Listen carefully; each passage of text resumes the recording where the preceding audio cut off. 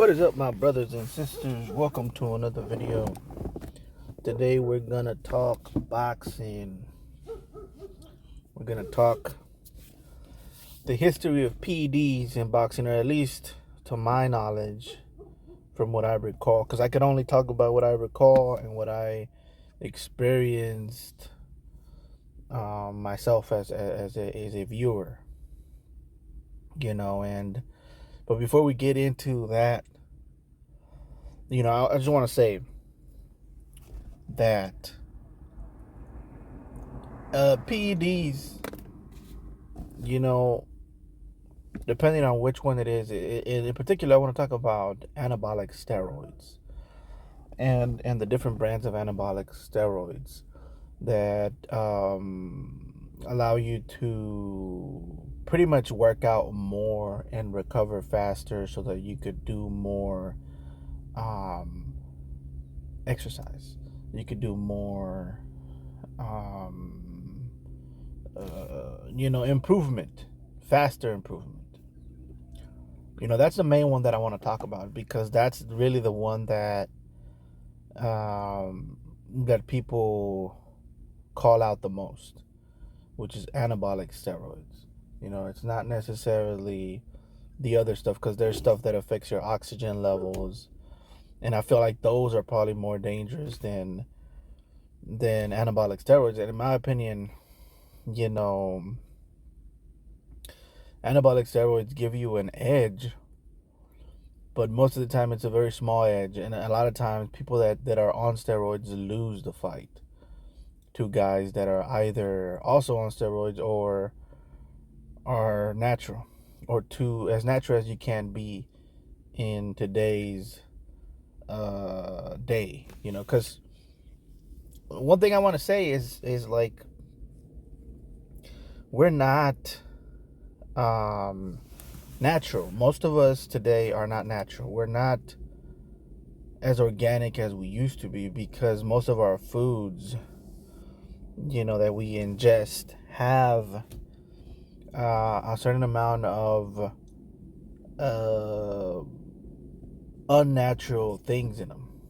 And an example that I always like to give people is I'm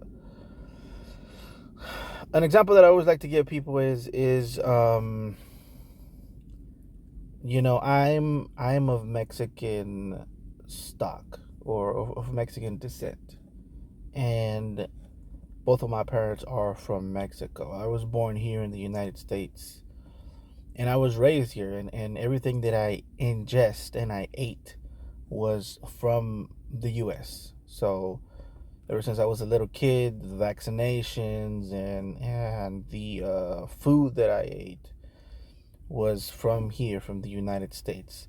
It was homegrown beef from Texas. And when I visit Mexico, I haven't visited it lately, but when I used to visit Mexico, the last time I was over there, I was 19 years old. And I actually had my birthday over there. I turned 20. And then I came back to the States. But when I was in Mexico visiting, I was bigger, taller, and just stronger than most people over there. Okay, there was things that they could do better than me, and I'll talk about that in a little bit. But as far as the power that I could produce in punches, because I was in participating in Taekwondo and in boxing in Mexico, the power that I could generate was better. I was taller and I was bigger. But why am I saying this? Because my family members that are from the same genealogy as me were smaller than me. You understand what I'm saying? They were smaller than me. And so how do you explain that? Is it genetic, or is it something that we're eating that is making us bigger, taller, faster, and all around just not natural beasts, bro? We're just not natural. That's basically what I'm trying to say. Is like, humans today, and by the way, Mexicans are starting to get bigger as well. And that's because they're starting to put stuff in their meat as well in order to make it grow bigger and for them to eat more. Um, they're starting to modify a lot of their livestock in order to get more meat out of the animals. And for that same reason, a lot of Mexicans are starting to get a little taller. Okay, it's they're not as tall averagely as Americans, but you know what I'm trying to say is that globally humans are getting not bigger, but we're just not natural. We're not natural. We're um filled with a bunch of with a bunch of supplements and different types of things that we have ingested that's making us, you know, what we are now.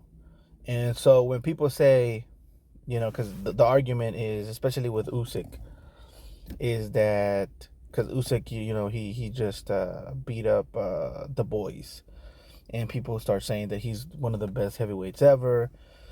And the argument pops up to where are we better now than we used to be in the 60s as far as boxing goes. And one of the arguments is that we're just better now because we have better exercises and better nutrition, and we just know more things now. And my answer to that, my rebuttal to that is that's wrong. I don't believe that. I do believe that we're stronger, we're faster, and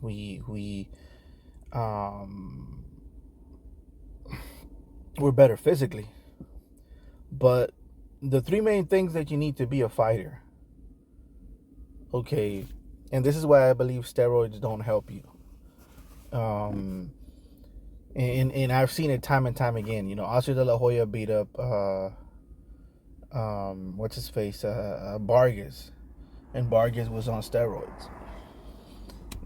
Mosley, I think it was Mosley and Oscar beat up Mayorga, and Mayorga was on steroids.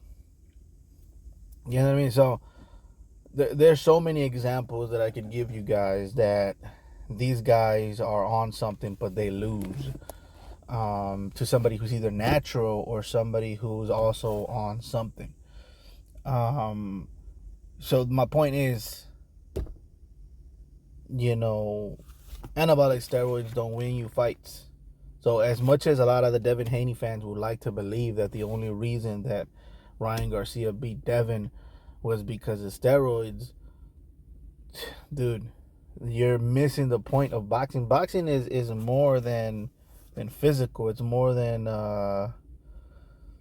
strength, and speed. It's more than speed. It's this is why I like boxing, because it's a full maximum encompassing expression of the human spirit and body and soul into an arena, into an art form. That is what boxing is, and martial arts in general, just fighting in general. That's what it is. And it takes a lot more than just strength and conditioning to win. And the three main things that make a good boxer, a good fighter, is knowing how to punch, right? Knowing the mechanics of punching. Because when I say knowing how to punch, it's not just it encompasses a lot of things. Like, for example, what part of the knuckle to land with, right? How to hold your fist, the mechanics behind how to generate power. What parts of the body should you connect with what part of your hand to connect with. How to make your punches fast and snappy. how to make some of them linger more, because it is necessary sometimes to make your punches linger more, depending on the situation. How to connect your feet with your hand in order to generate power. Because the thing is, today a lot of boxing schools teach footwork first, right? But I feel like that is a mistake, because when you separate footwork from your hand and from the movement of your hands, this is a mistake. And wording it that way, say it, oh, footwork, and then punching. That's why kids today, they can't make a connection between offense and defense. They can't make a connection between their feet and their hands. And you got people like, I don't want to mention any names, but there's a lot of boxers out there that move a lot, but they can't find where they punch. They're either moving or punching. Meaning they're either in evasive mode, running around the ring, and then they stand, and that's when they can trade. Right? But if you teach a fighter correctly, you tell them that your feet are connected with your hands.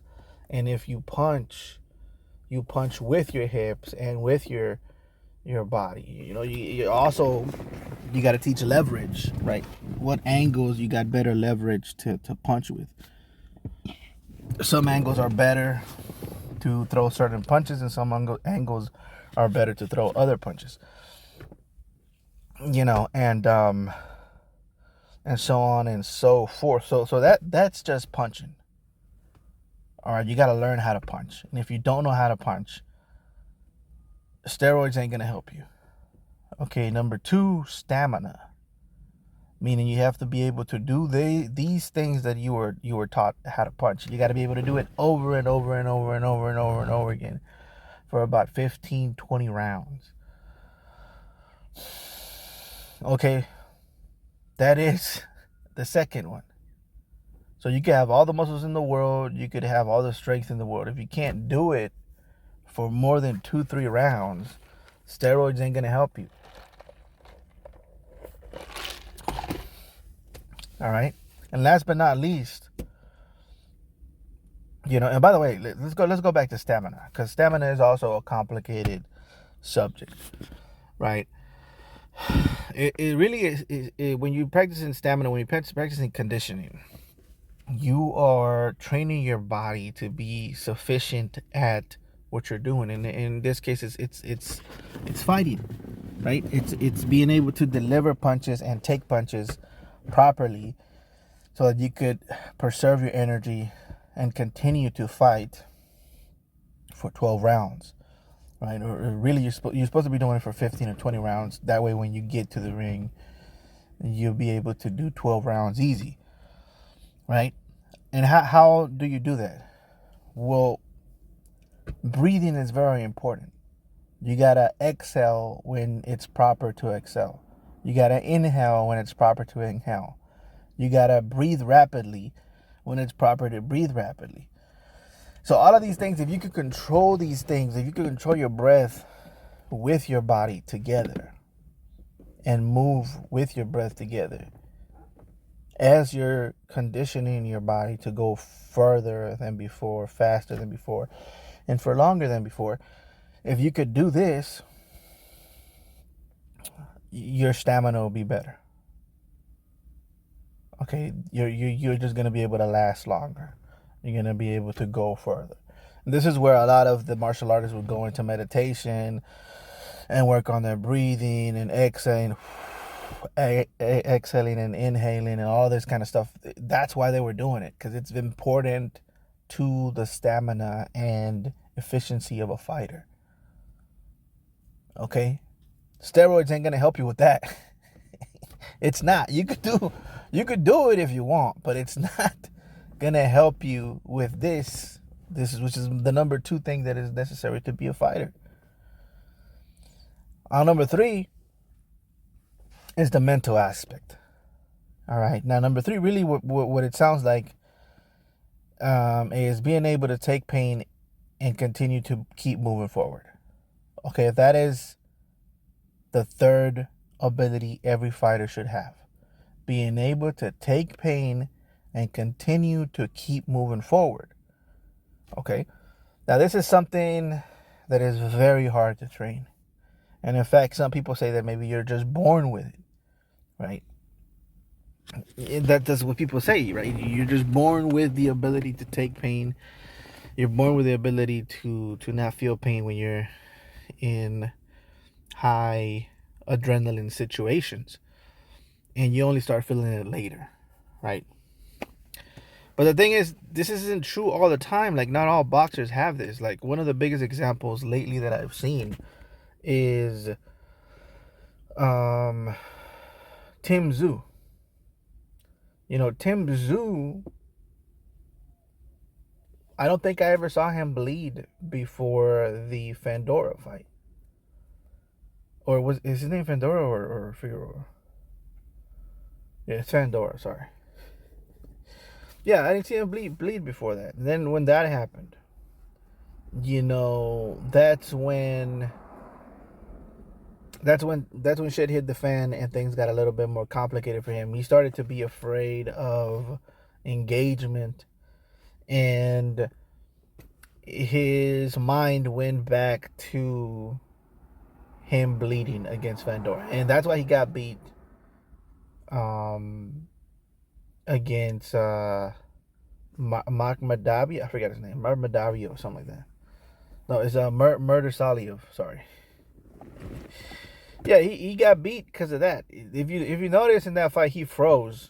He did something, he saw something, and then he kind of froze. And the same thing happened in the rematch versus Fandora. He was in there and he just froze. Like, I don't know what to do. And in fact, if you don't have the mental, all the other ones that I mentioned, they don't count. You could have the ability to know how to punch. You know how to punch, right? You have the conditioning. You could do it. But if your mental isn't there and you're constantly thinking about that one time that you got hurt and you don't want to get hurt again and you freeze, well, guess what? You're going to lose the fight. And you're not going to be fit to be a fighter. So you can know all of that stuff. You could have all of the other stuff. But if your mental isn't there,